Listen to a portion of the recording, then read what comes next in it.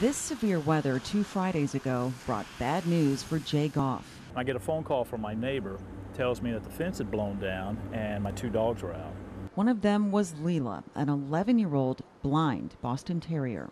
Naturally, my concern was because she is old and she's blind, she wasn't able to find her way back to the house. At the same time, Jay was out frantically looking for Leela. A viewer named Susan Reichert posted on Leigh's Lost and Found Facebook page about finding a dog with eye injuries. Jay also had heard about the page, and when he checked it later that night, he knew that post had to be about Leela, and it was. Susan was so wonderful and so kind. She gave her a bath, cleaned her up, fed her, gave her some ointment for her eyes, and they were pretty bad when she picked her up. Come here, baby. This wire-haired Jack Russell mix puppy has also recently been through a traumatic event. Someone found the 4-month-old outside Springfield city limits and tried to drop her off at animal control, which only takes animals found within the city. And the staff wouldn't take her. So from what I hear, he went back outside, threw her out of his truck, and then drove off. Thank you.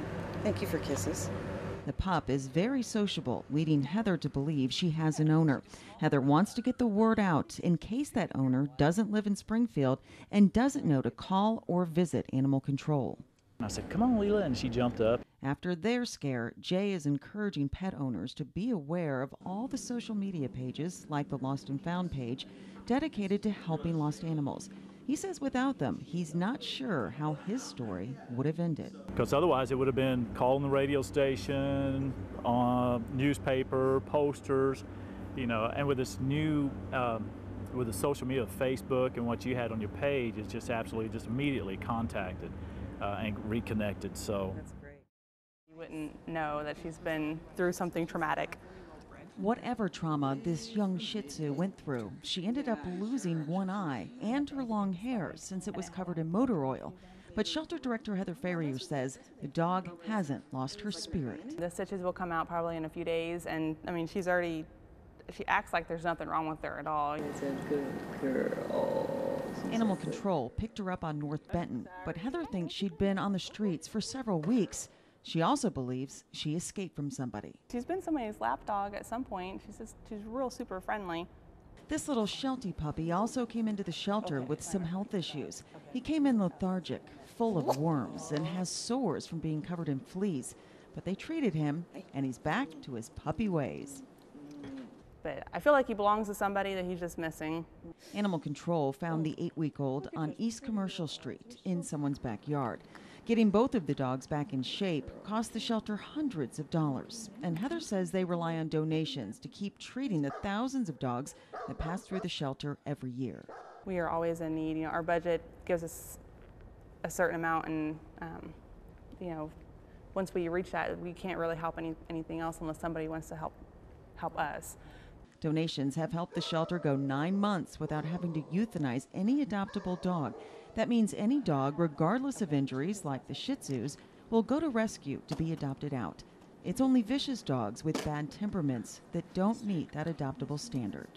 The adoptable part just really goes about temperament and personality, and we do what we can to